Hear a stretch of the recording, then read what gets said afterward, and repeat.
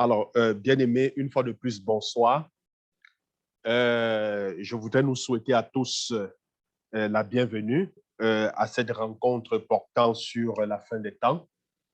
Je voudrais que tu te sentes honoré d'être en la présence du Seigneur.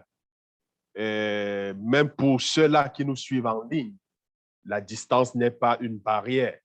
N'oublions pas que notre Dieu est omniprésent. Il est partout et en même temps. Alors, bien aimé, nous avons commencé une série d'enseignements portant sur la fin des temps. Alors, ce soir, justement, je voudrais qu'on continue avec un point essentiel, un point important. En fait, pas pour dire que les autres points vus jusqu'aujourd'hui n'étaient pas essentiels. Mais lorsqu'on parle de la fin des temps, alors il faut comprendre les signes des derniers temps. C'est ce que nous avons vu. Il faut connaître la chronologie des événements. Alors, avant que Jésus-Christ ne revienne, il y a certaines choses qui vont se passer. Les guerres, nous avons vu les tremblements de terre, ainsi de suite. Nous avons parlé de l'apostasie, hein? Le péché va accroître. Nous avons parlé de l'antéchrist. Nous avons parlé de l'enlèvement de l'Église. Donc, après l'enlèvement de l'Église, ça sera la grande tribulation. Donc, quand Jésus va enlever l'Église, ça sera la grande tribulation. Ça sera un moment de souffrance, un moment de désolation. Le monde va connaître les plus grandes catastrophes qu'elle n'a jamais connues. Et après, donc, la grande tribulation, ça sera le retour de Jésus-Christ. Jésus va revenir pour son règne de 1000 ans. Donc, avant son règne de 1000 ans, lorsqu'il va revenir, qu'est-ce qui va se passer? Le diable et les démons seront liés. Et pendant cette période de 1000 ans, et Jésus va donc régner pendant cette période de 1000 ans sur la terre. Ça sera un moment de paix, un moment de tranquillité. Et au terme de 1000 ans, le diable sera relâché avec les démons. Alors, il va continuer l'œuvre qu'il sait bien faire, c'est-à-dire séduire les peuples. Il va donc aller séduire les gens de part et d'autre pour la guerre d'Armageddon. Alors, je vais revenir un peu plus tard, par aujourd'hui, avec certains éléments parce que nous avions parlé de la grande tribulation. La dernière fois, je vous ai donné les passages qui vous parlaient de la grande tribulation et je vous ai dit comment être sauvé lors de la grande tribulation. Et je vous ai fait comprendre qu'il y a certain nombre de personnes, il y a des gens qui seront sauvés lors de la grande tribulation, mais ils vont payer le prix fort pour être sauvés. Donc, bien aimé, nous vivons un moment de la grâce. Profitons donc de la grâce qui nous a été donnée. Hein? Donc, faisons très attention. La grâce peut être trompeuse. Donc, profitons de la grâce pour pouvoir nous donner, pour pouvoir accepter ce don que le Seigneur nous donne gratuitement. N'est-ce pas? Tel est le privilège que nous avons. Alors, bien aimé, ce soir, je voudrais que tu baisses tout simplement la tête et que tu parles au Seigneur. Parce que le Saint-Esprit seul, en fait, est le meilleur enseignant. Le Saint-Esprit seul est le meilleur enseignant. Je voudrais que tu demandes au Seigneur d'ouvrir ton entendement, de te parler par son esprit, qu'il te parle de manière à ce que tu puisses comprendre, qu'il te révèle les mystères de sa parole. La Bible déclare que sans le Saint-Esprit, nous ne pouvons rien faire. Alors, est-ce que tu peux parler au Seigneur où que tu te trouves présentement? Parle au Seigneur. Parle au Seigneur, il t'écoute. Il t'écoute. Seigneur, nous avons besoin de toi. Nous avons besoin de la plénitude de ta présence. Nous savons, Seigneur, que sans toi, nous ne pouvons rien faire. C'est pourquoi nous te demandons de prendre le contrôle total, le contrôle absolu de tout ce qui sera fait. Oh mon Dieu, n'as-tu pas dit dans ta parole que l'onction que nous avons reçue nous enseignera toutes choses? Laisse que ton esprit, laisse que le Saint-Esprit puisse nous enseigner ce matin. Ce soir, d'autant pour moi. C'est pourquoi, Seigneur, ô Éternel, nous nous recommandons à toi. Nous disposons nos cœurs, Seigneur, à recevoir de toi. Viens et prends le contrôle absolu. Au nom de Jésus-Christ, nous avons prié. Amen. Amen. Amen. Alors, bien-aimés, nous savons, après,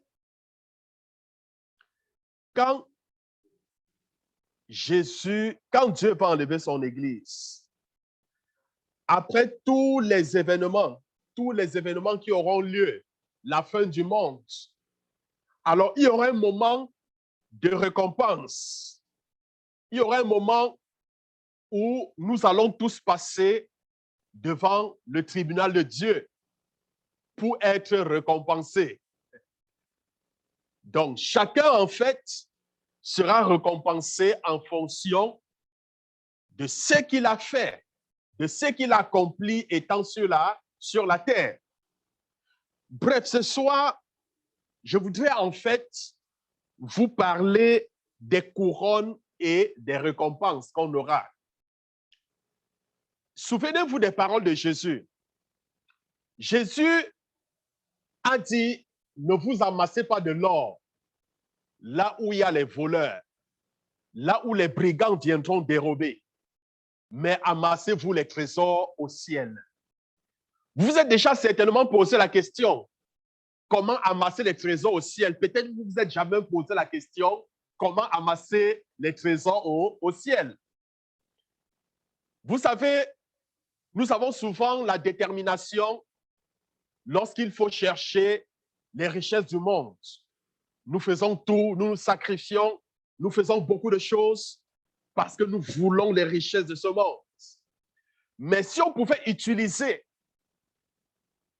je vais dire, la moitié du sacrifice que nous faisons pour avoir les choses terrestres, si nous pouvons l'utiliser pour les choses célestes, si nous pouvons utiliser la moitié de la détermination, bien aimé, je voudrais tout simplement ce soir que tu sois consciente que après cette vie sur terre, alors il y aura les récompenses qui attendent. Tu peux la mériter comme tu peux ne pas la mériter. La Bible dit en fait, dans 2 Corinthiens, chapitre 5, le verset 10, 2 Corinthiens 5, verset 10, car il nous faut tous comparaître devant le tribunal de Christ, afin que chacun reçoive selon le bien ou le mal qu'il aura fait étant dans son corps. Donc la Bible dit quoi? La Bible dit ici que nous allons tous comparaître devant le tribunal de Christ. Ça veut dire que tous les enfants de Dieu, nous qui sommes les enfants de Dieu, la Bible dit que nous allons tous comparaître devant son tribunal. Ça veut dire, il y a un tribunal appelé le tribunal de Christ, où tous les enfants de Dieu doivent se rassembler, doivent comparaître, afin que chacun reçoive selon le bien ou le mal qu'il aurait fait étant dans son corps, étant sur terre. Donc, ça veut dire que ta récompense sera en fonction du bien ou du mal que tu auras accompli étant sur terre. Le mot grec pour tribunal, c'est béma. Ça, c'est le mot grec pour tribunal, c'est béma, qui signifie un endroit élevé. Béma en grec veut dire un endroit élevé. Ce n'est pas le siège d'un juge où un juge sévère est assis et décide quelle punition donner à chaque accusé. Non, non, non, non. Ce n'est pas ce genre de tribunal qu'il s'agit. Ce n'est pas un tribunal où il y a un juge assis et il donne, n'est-ce pas, la sentence, les punitions aux gens en fonction du mal. Je ne sais pas qu'ils ont eu à faire.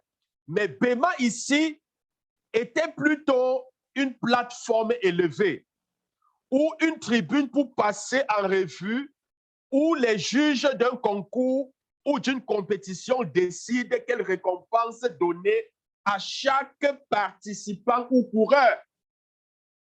Donc, c'était une plateforme qui était organisée afin, n'est-ce pas, de récompenser les méritants d'une course, les méritants d'un jeu. Alors, Christ, donc, bien-aimé, s'assiera sur ce béma ou tribune. Si après être né de nouveau, comme la Bible dit dans Jean chapitre 3, verset 3, hein, si après que nous soyons nés de nouveau, nous vivons une vie de service fidèle pour le Seigneur, une vie remplie de bonnes œuvres, Christ nous récompensera quand nous serons devant son tribunal. Depuis le jour que tu as pris l'engagement, la résolution d'être enfant de Dieu, si tu mènes une vie de droiture, une vie qui plaira à Dieu, si tu marches dans l'obéissance de sa parole, alors ce jour, tu auras une récompense devant son tribunal.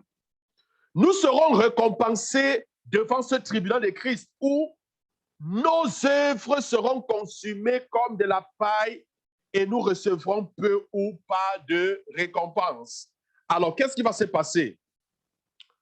Lisons dans le livre de 1 Corinthiens, chapitre 3, le verset 10 au verset 15. 1 Corinthiens, chapitre 3, verset 10 au verset 15. Selon la grâce de Dieu qui m'a été donnée, j'ai posé le fondement comme un sage architecte et un autre bâtit dessus, mais que chacun prenne garde à la manière dont il bâtit dessus. Car personne ne peut poser un autre fondement que celui qui a été posé, savoir Jésus-Christ. Or, si quelqu'un bâtit sur ce fondement avec de l'or, de l'argent, des pierres précieuses, du bois, du foin, du chaume, l'œuvre de chacun sera manifestée, car le jour la fera connaître parce qu'elle se révélera dans le feu et le feu éprouvera ce qu'est l'œuvre de chacun. Si l'œuvre bâtie par quelqu'un sur le fondement subsiste, notez et soulignez le mot subsiste. Si l'œuvre bâtie sur le fondement subsiste, il recevra une récompense. Si l'œuvre de quelqu'un est consumée, il perdra sa récompense pour lui. Il sera sauvé, mais comme au travers du feu. Alors, bien aimés, nous comprenons donc ceci. Quand nous mourrons, la seule chose que nous emportons, ce sont nos œuvres. Quand tu meurs, ta maison sur terre ne t'accompagne pas. Quand tu meurs, tu ne vides pas ton compte bancaire pour aller au ciel avec ton compte bancaire sur terre. Non, non, non, non. Quand tu meurs, tu ne prends pas ta voiture, ton char pour aller au ciel avec. Non. Quand tu meurs, tu ne ramasses pas tes bijoux pour aller au ciel. Non. Ces choses sont terrestres et elles restent terrestres. Ces choses sont éphémères. Ces choses sont passagères. La seule chose que nous emportons après notre mort, ce sont nos œuvres. Et la Bible dit donc que lorsque nous mourrons, alors Dieu va éprouver nos œuvres afin de nous récompenser. Alors, si tes œuvres subsistent au feu, ça veut dire quoi? Dieu prend tes œuvres et il met dans le feu. Alors, si tes œuvres subsistent au feu, alors tu seras récompensé. Mais si tes œuvres sont consumées par le feu, tu n'auras aucune récompense. Mais néanmoins, tu seras sauvé. Est-ce que vous comprenez? Ça veut dire quoi? Ça veut dire qu'il y a des chrétiens qui seront sauvés, mais qui n'auront pas de récompense. Est-ce que vous comprenez? On peut être tous sauvés, mais au ciel, on n'aura pas tous les mêmes couronnes. On n'aura pas tous les mêmes récompenses. Parce que les récompenses se méritent, alors que le salut ne se mérite pas. Ne confondons pas salut et récompense. J'y reviens tantôt. Alors, Paul dit donc que si l'œuvre d'un homme demeure, il recevra une récompense. Alors, je voudrais donc qu'on examine ensemble ces récompenses ou alors ces couronnes. Et par la même occasion, je vais vous montrer comment faire pour obtenir ces couronnes. Amen. Hein?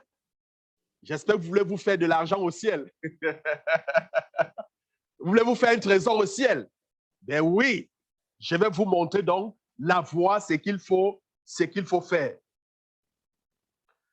Alors, il y a une différence de prime abord, il faut le savoir.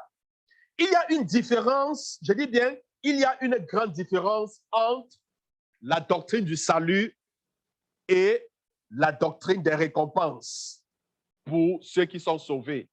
Il y a une très grande différence.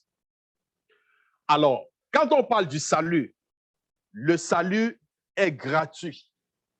Le salut est décrit comme un don gratuit de Dieu. Ce ne sont point par nos œuvres que nous sommes sauvés. Est-ce que vous comprenez? La vie éternelle que nous avons, nous n'avons rien fait, hein? C'est un don gratuit. La Bible dit dans Jean 3,16, Dieu a tant aimé le monde, il a donné son Fils, afin que quiconque croit en lui ne périsse point, mais qu'il ait la vie éternelle. Celui qui croit au Fils a la vie, mais celui qui ne croit pas au Fils n'a pas la vie. Donc, la vie éternelle est un don gratuit.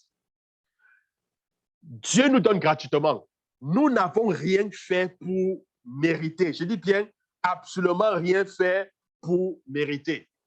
Nous acceptons tout simplement Jésus-Christ comme étant le paiement de notre dette. Nous l'acceptons par la foi. Alors que lorsqu'on parle des récompenses, les récompenses sont méritées. Les récompenses sont méritées. Alors que le salut n'est pas mérité. Est-ce que vous comprenez la différence entre le salut et les récompenses? Le salut n'est pas mérité, mais les récompenses sont méritées. Les récompenses sont accordées en fait selon les œuvres du croyant. Les récompenses sont accordées en fonction de nos œuvres. Dans Matthieu chapitre 16, le verset 27, Matthieu chapitre 16, verset 27, la Bible dit que car le Fils de l'homme doit venir dans la gloire de son Père avec ses anges et alors il rendra à chacun selon ses œuvres. Est-ce que vous comprenez? Donc la Bible dit quand Jésus va revenir à la fin des temps, il va rendre à chacun selon ses œuvres. Il va rendre à chacun selon ses œuvres. Selon ses œuvres. Donc nous comprenons que les œuvres sont accordées selon, les récompenses sont accordées selon les œuvres du croyant. Donc, une récompense pour les œuvres. Pour chaque œuvre que nous faisons pour le Seigneur, nous avons une récompense. Chaque croyant bien-aimé sera récompensé selon ses propres œuvres. Amen. Chaque croyant sera récompensé pour chacune de ses œuvres. Nous ne travaillons pas pour le salut. Est-ce que vous comprenez? Tu ne travailles pas. Tu ne fais rien pour être sauvé, mais tu fais quelque chose pour être récompensé. Et quand nous regardons la suite des versets, nous sommes ouvriers avec Dieu. Le verset 9 dit, car nous sommes ouvriers avec Dieu, non pas pour le salut, mais pour une récompense. Nous sommes ouvriers avec Dieu, non pas pour le salut, mais pour les récompenses. Donc, nous travaillons avec Dieu, pas pour avoir le salut, mais pour être récompensés. Alors, examinons rapidement le choix des matériaux. Le choix des matériaux. Le croyant peut choisir deux genres principaux de matériaux de construction. Alors, tel que la Bible décrit, il y a deux types de matériaux. Il y a les matériaux qui subsistent au feu et les matériaux qui ne subsistent pas au feu. Et la Bible nous encourage, la Bible nous demande, hein, que la Bible suggère en fait les matériaux qui subsistent au feu. Parce que si nous bâtissons avec les matériaux qui subsistent, nous serons récompensés. Alors, voici donc les deux types de matériaux. Nous voyons l'or au verset 12. Au verset 12, bien évidemment, toujours de 1 Corinthiens que nous avons pris. Or, si quelqu'un bâtit sur ce fondement avec de l'or, de l'argent, des pierres précieuses, du bois, du foin, du chaume. Là, ici, en fait, ce sont les types de matériaux que si tu utilises, en fait, tu ne recevras pas de récompense. Est-ce que vous comprenez?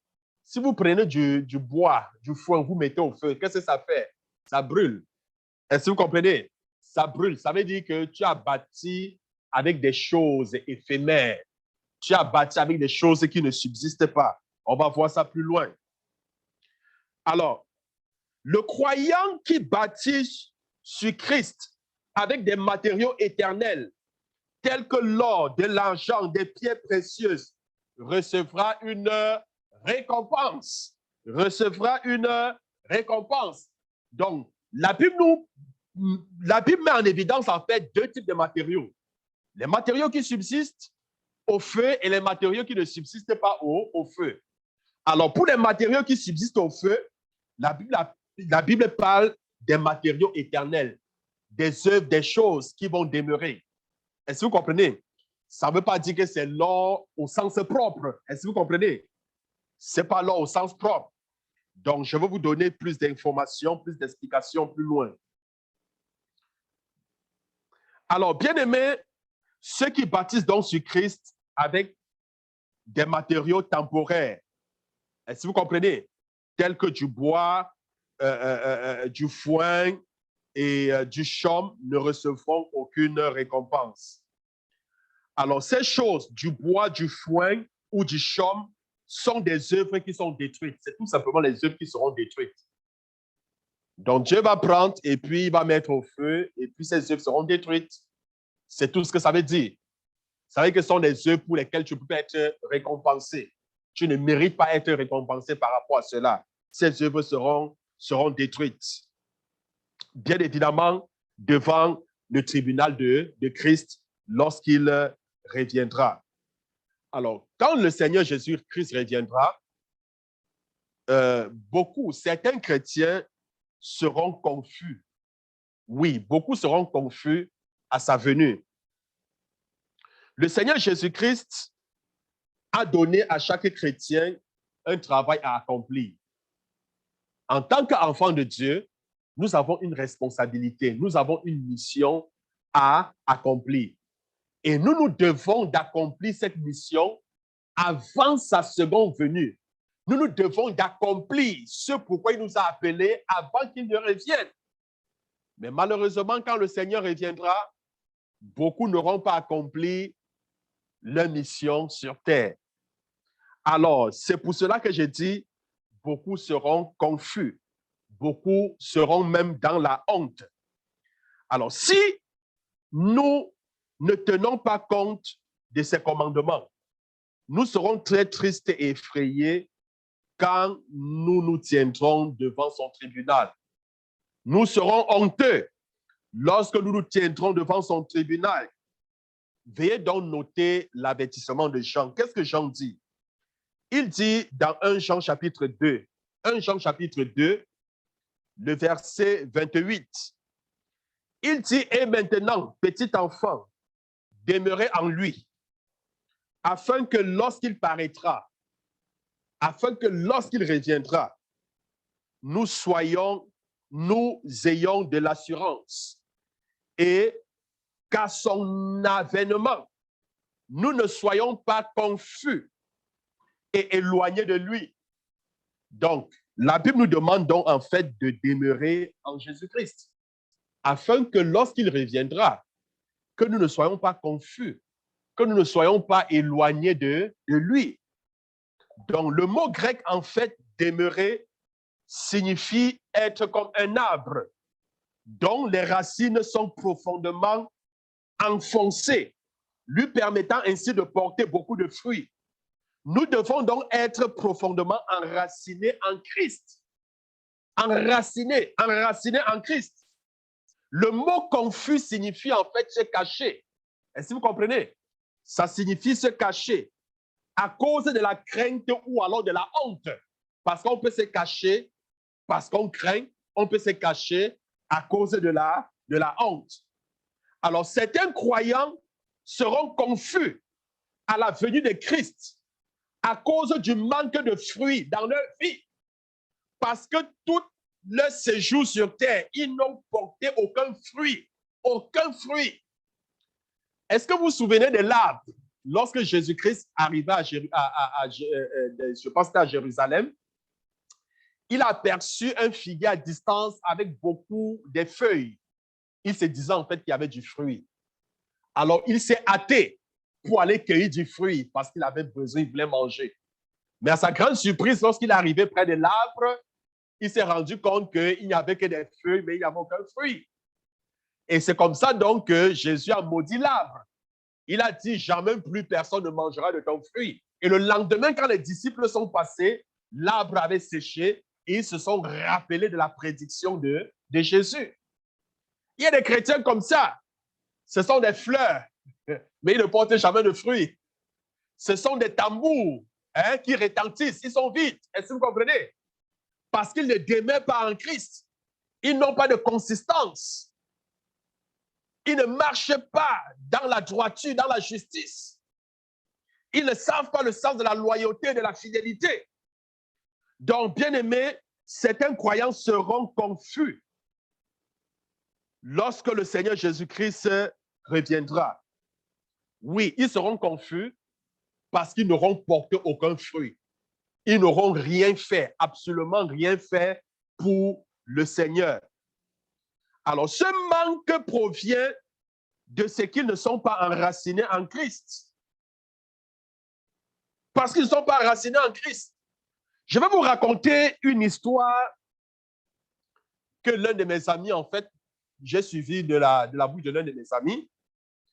Alors, il dit en fait que c'est un ami pasteur. Il allait assister, il allait en fait rendre visite à un ami qui était malade et sur le point de mourir parce que les médecins, on n'avait rien pu faire pour sa maladie. Donc, il était en train de mourir et lui aussi, lui qui mourait, il était un enfant de Dieu. Alors, pendant qu'il échangeait avec son ami pasteur, alors il s'est mis à pleurer. Il s'est mis à couler les larmes. Et l'ami d'un pasteur s'est mis à le consoler en lui disant, non, n'aie pas peur de la mort. Hein? C'est tout à fait normal. Donc, n'aie pas peur de la mort parce que tu es enfant de Dieu, tu vas vivre, tu as la vie éternelle.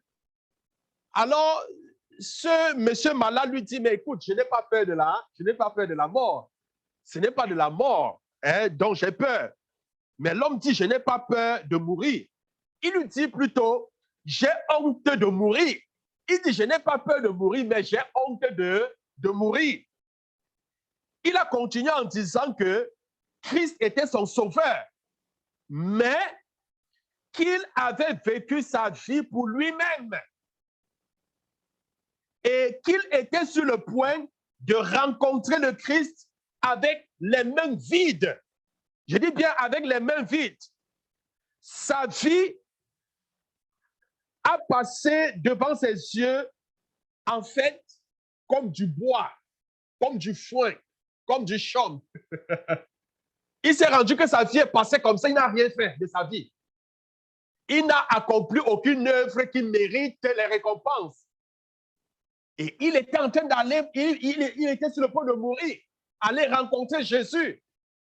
Oui, il n'avait pas peur de mourir, mais il avait honte de mourir. Il se disait, je m'en vais rencontrer mon sauveur. Il a tout fait pour moi. Il a payé le prix pour moi, mais moi en retour. Mais qu'est-ce que j'ai fait? Je n'ai rien fait. je m'en vais avec aucun fruit. Mais certes, il sera sauvé, mais il ne sera pas récompensé. Amen. Oui, il était sauvé, mais il ne pouvait offrir au Seigneur que très peu d'œuvres ayant une valeur éternelle. Très peu ayant une valeur éternelle. Alors, bien aimé, on va donc rapidement voir cette couronne que le chrétien peut recevoir. Il y a 7 couronnes ou 7 récompenses que le chrétien peut recevoir. On va donc étudier ensemble ces récompenses. Alors, si on ne parvient pas à finir, la semaine prochaine ou alors une autre séance, on va poursuivre. Alors, je dis, il y a 7 récompenses ou 7 couronnes que le chrétien peut recevoir. Alors, la première couronne, c'est la couronne de vie. Ça, c'est la première récompense qu'un chrétien peut recevoir. La couronne de vie. La Bible dit dans Jacques, chapitre 1, verset 12. Jacques, chapitre 1, le verset 12. Heureux l'homme qui supporte patiemment la tentation, car après avoir été éprouvé, il recevra la couronne de vie. Vous avez vu ça? Il recevra, après être éprouvé, il recevra la couronne de vie que le Seigneur a promis à ceux qui l'aiment. Mais ça veut dire, la couronne de vie est donnée à qui? À ceux qui aiment le Seigneur Jésus. Amen. Alors, la couronne de vie, c'est une récompense que Dieu donne à tous ceux qui l'aiment. Nous sommes d'accord là-dessus. Alors, cette récompense pourra être encore appelée la couronne, comme on l'a dit, de ceux qui aiment Dieu. Alors, je pose cette question. Est-ce que ceux qui aiment Dieu se servent de ces bénédictions seulement pour eux-mêmes? Je pose juste la question. Oui, tu dis que tu aimes Dieu. Oui, je pose la question. Est-ce que ceux qui aiment Dieu se servent de ces bénédictions seulement pour eux-mêmes? Je peux encore poser autrement la question. Est-ce que ceux qui aiment Dieu prient-ils seulement pour leur propre prospérité et confort? Je pose juste la question. Parce que c'est une récompense donnée à qui? Ceux qui aiment Dieu. Mais maintenant, je pose la question. Est-ce que ceux qui aiment Dieu prient tout simplement, prient seulement pour leur propre prospérité et confort? Est-ce que ceux qui aiment Dieu lui demandent-ils seulement de résoudre tous leurs problèmes? Bien-aimé, la réponse est non. Amen. Ils montrent leur amour en supportant les épreuves à cause de cet amour qu'ils portent pour lui.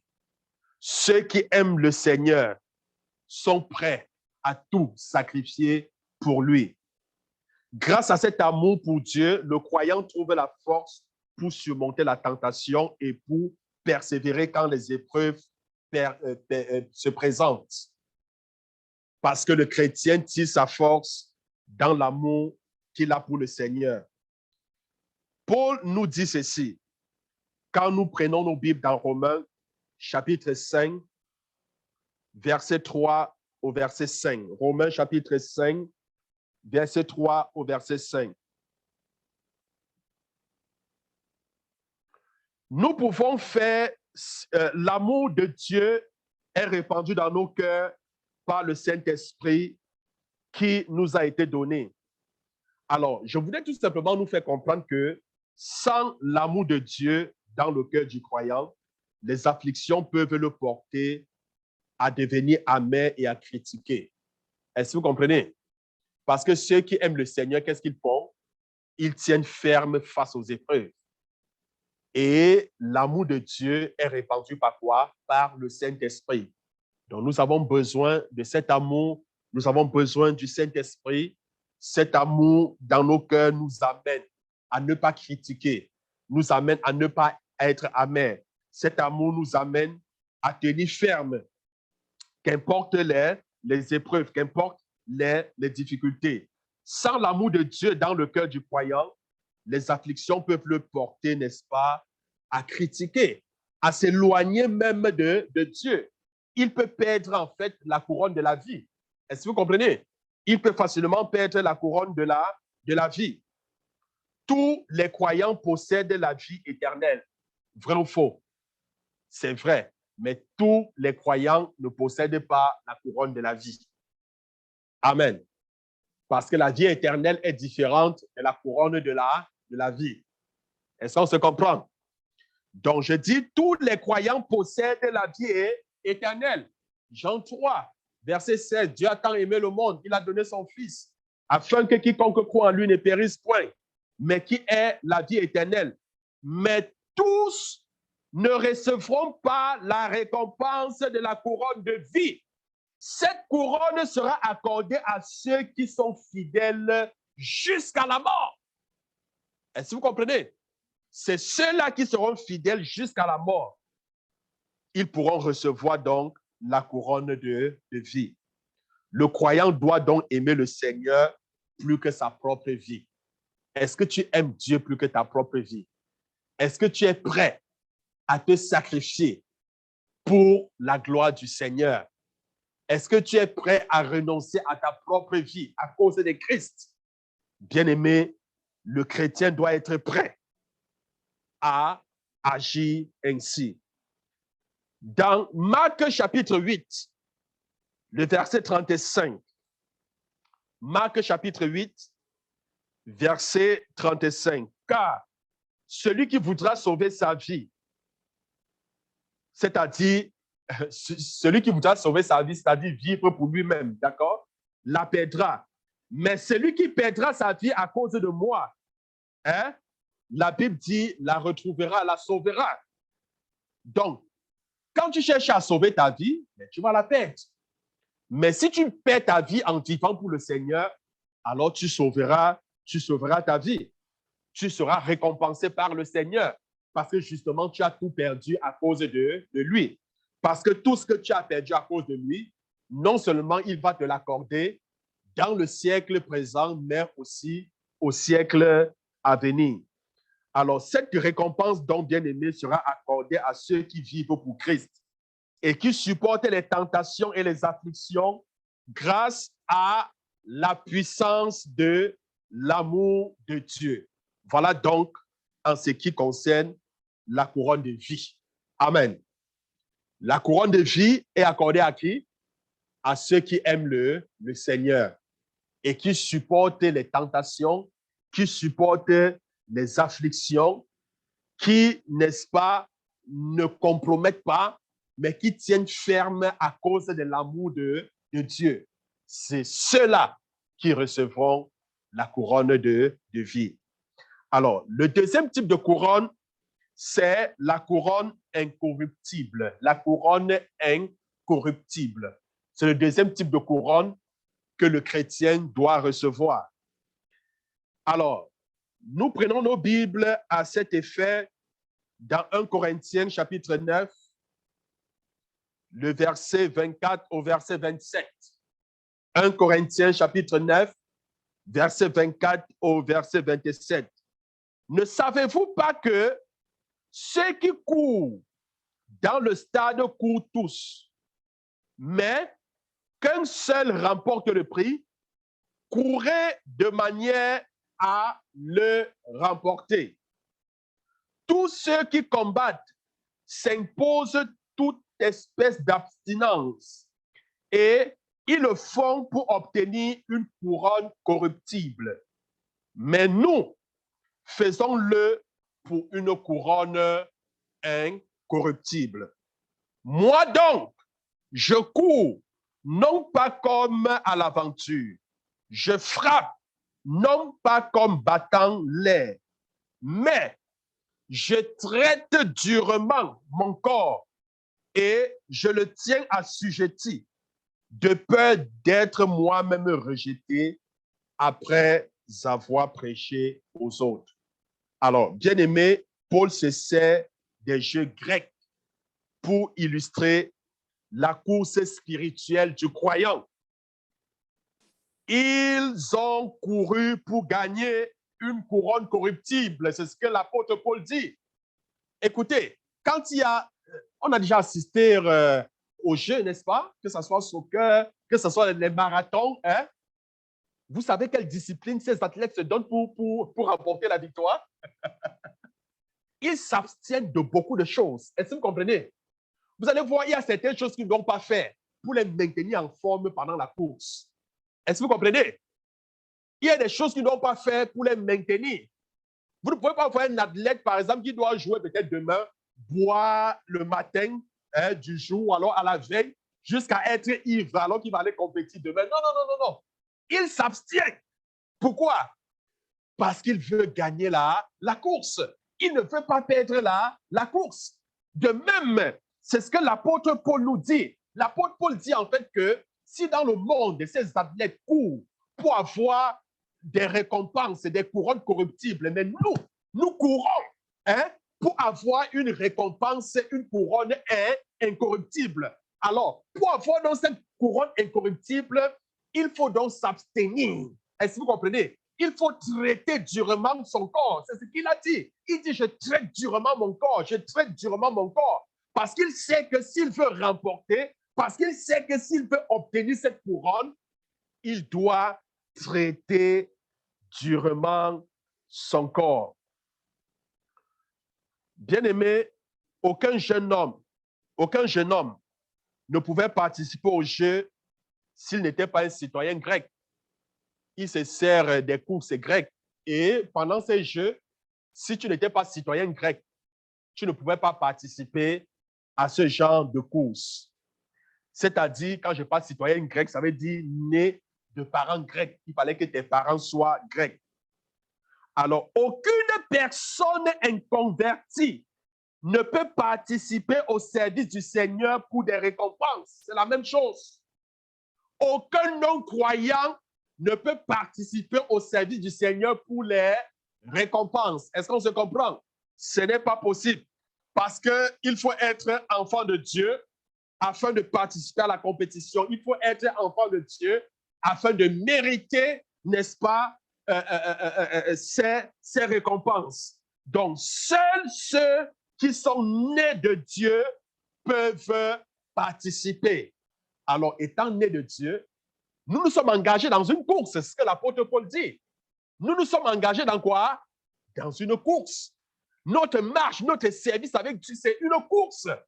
On court pour remporter le prix. Et le prix que nous devons remporter, c'est une couronne incorruptible. Une couronne incorruptible. Bien-aimé, on court pour gagner. La couronne du coureur est donnée au chrétien qui est discipliné et qui contrôle de façon très stricte son corps et ses désirs. Est-ce que vous comprenez? Quand on parle de la couronne du coureur ou alors la couronne incorruptible, c'est donné à qui? Aux chrétiens comment? Disciplinés. C'est donné à qui? Parlez. Aux chrétiens disciplinés qui contrôlent de façon stricte son corps et ses désirs.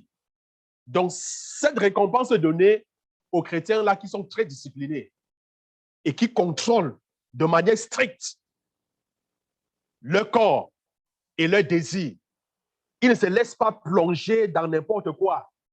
Ils ne se laissent pas entraîner par les désirs, lâcher n'importe comment. Non, non, non. Ils contrôlent de manière stricte. Cette récompense, c'est pour ce genre de personnes. Amen. Donc, ça veut dire quoi? Ça veut dire que si tu n'es pas discipliné, si tu ne traites pas durement ton corps, est-ce que vous comprenez? Si tu es le genre de chrétien, tu te laisses toujours emporter par chaque vent, par chaque tentation, chaque fois. Tu dis que, oh, la Bible dit le juste tombe 7 fois, il se relève 7 fois. Oui, mais tu vas tomber tous les jours, tu vas te relever tous les jours, mais tu n'auras pas cette récompense. Est-ce que vous comprenez? Est-ce que vous me comprenez? Oui, tu n'auras pas cette récompense. Pourquoi? Parce que tu n'auras pas traité durement ton corps. Tu ne te seras pas discipliné. Tu ne pourras pas recevoir. Je voudrais que vous saigniez bien cela. Celui-là qui fuit le péché, celui-là qui traite durement son corps, celui-là qui dit que si je marche avec un bandit, je vais être un bandit. Donc, il préfère ne même pas marcher avec le bandit de peur d'être aussi un bandit. Est-ce que vous comprenez? Ça, c'est se discipliner. Est-ce que vous comprenez? Ça, c'est se discipliner. Celui-là qui contrôle de manière stricte les désirs de son cœur. Quand il ressent une envie qui ne glorifie pas le Seigneur. Parce que vous savez, les désirs de la chair sont contraires aux désirs de l'esprit. La chair nous pousse toujours à vouloir faire des choses qui ne glorifient pas le Seigneur. Il ne se laisse pas emporter par les désirs de la chair, mais il résiste aux désirs de la chair. Mais vous croyez qu'entre celui-là et celui qui tous les jours, moins de désirs de la chair, il a cédé aux caprices de la chair. Vous croyez qu'ils auront les mêmes récompenses? Mais non. Non. Celui-là qui a traité durement son corps et qui était strict, qui avait une discipline vraiment très, très rigoureuse, il aura une récompense, mais toi, tu n'auras pas. Il aura la récompense du coureur ou alors une récompense incorruptible. Mais toi, par conséquent, tu n'auras pas cette récompense. Alors, bien aimé, n'oubliez pas, l'athlète doit se passer de beaucoup de plaisirs physiques dont le croyant, doit traiter durement son corps. Est-ce que vous comprenez? C'est vrai pour la compétition. C'est aussi vrai pour la compétition physique et spirituelle. Lors d'une compétition physique, mais écoutez, l'athlète s'est privé de beaucoup de plaisirs physiques. Beaucoup de plaisirs. Beaucoup. Souvent même, c'est-à-dire quand tu as même match, vous partez, c'est-à-dire souvent même, on va vous prendre, on va vous mettre dans un endroit, même si tu es marié, on va dire non, tu ne vois pas ta femme. Est-ce que vous comprenez? Mais juste parce qu'on veut te maintenir en forme. Est-ce que vous comprenez? Oui. On va dire non, pas d'alcool, pas de distraction, pas de ceci, cela, pas de vin, pas de ceci. On va même trier le genre de nourriture que tu dois manger. Tout ça pour te maintenir en forme pour la course. Alors, bien-aimés, nous devons donc ainsi traiter durement nos corps et le tenir assujetti. Tu dois tenir ton corps assujetti ou il sera disqualifié parce que si tu ne le fais pas, tu seras disqualifié. Alors, l'athlète donc ne perdra pas son salut. Toi, en tant qu'athlète, tu ne perdras pas ton salut, mais tu peux perdre tes récompenses. Est-ce que tu comprends? Je parle du salut. Oui, en fait, tu peux perdre tes récompenses, mais tu peux ne pas perdre ton salut. Hein? Tu seras certainement sauvé, mais tu n'auras pas tes récompenses. Est-ce qu'on se comprend bien? Tu n'auras pas les récompenses, mais tu seras sauvé. Donc, bien-aimé, Christ a une récompense spéciale pour le croyant qui lutte et résiste à la tentation. Voici comment on peut remporter la couronne incorruptible. Comment est-ce qu'on peut remporter la couronne incorruptible? Je vous donne rapidement 5 points qui nous permettent, qui nous montrent comment remporter la couronne incorruptible. Le premier point, c'est renoncer à soi-même. Premier point, c'est quoi? Renoncer à soi-même. Jésus a dit, si quelqu'un veut venir à moi, qu'il renonce à lui-même, qu'il porte sa croix et qu'il me suive. Le croyant doit renoncer à tout ce qui l'accable et qui l'empêche de terminer la course. Renonce à tout ce qui t'accable. Renonce à tout ce qui te dérange et qui peut t'empêcher de terminer ta course. Dans Hébreux chapitre 12, verset 1. Hébreux 12, verset 1. Nous donc aussi, puisque nous sommes environnés d'une si grande nuée de témoins, rejetons tout fardeau et le péché qui nous enveloppe si facilement. Rejetons tout fardeau et le péché qui nous enveloppe si facilement. Et courons avec persévérance dans la carrière qui nous est ouverte. Persévérons dans la carrière qui nous est ouverte. Bien-aimé, oui, tu dois renoncer à tout ce qui t'accable, à tout ce qui peut t'empêcher de courir. Amen. La deuxième chose que tu dois faire pour obtenir cette récompense, tu dois avoir les yeux fixés sur Jésus-Christ. Tu dois avoir les yeux fixés sur Jésus-Christ. Dans Hébreux chapitre 12, le verset 2, ayant les regards sur Jésus, le chef et le consommateur de la foi, qui, en vue de la joie qui lui était réservée, a souffert la croix, méprisé l'ignominie et s'est assis à la droite du trône de Dieu. Bien-aimés, nous devons avoir les yeux fixés sur Christ. Le croyant doit garder les yeux fixés sur le Seigneur Jésus-Christ. Il ne doit pas regarder ni à gauche ni à droite. Est-ce que quelqu'un me comprend? Ne regardez ni à gauche ni à droite.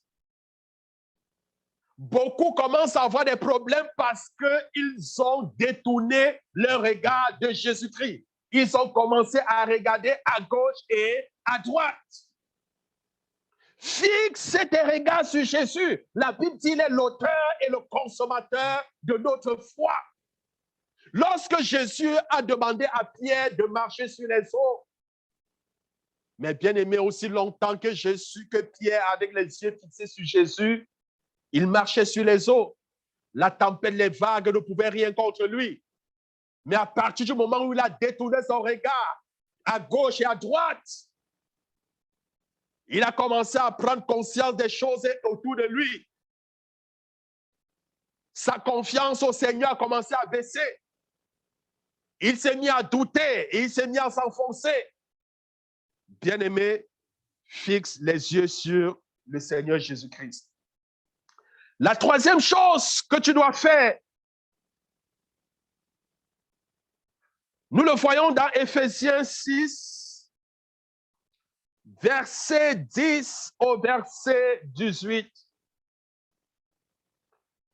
C'est trouver ta force dans le Seigneur. Ça, c'est la troisième chose. Puise ta force dans le Seigneur. Éphésiens, chapitre 6, le verset 10 au verset 18. Puise ta force dans le Seigneur. La Bible dit au reste, fortifiez-vous dans le Seigneur. Fortifiez-vous où? Dans le Seigneur. Et par sa force toute puissante, revêtez-vous de toute l'armure de Dieu afin de pouvoir tenir ferme contre les ruses du diable. Car nous n'avons pas à lutter contre la chair et le sang, mais contre les dominations, contre les autorités, contre les princes de ce monde des ténèbres, contre les esprits méchants dans les lieux célestes.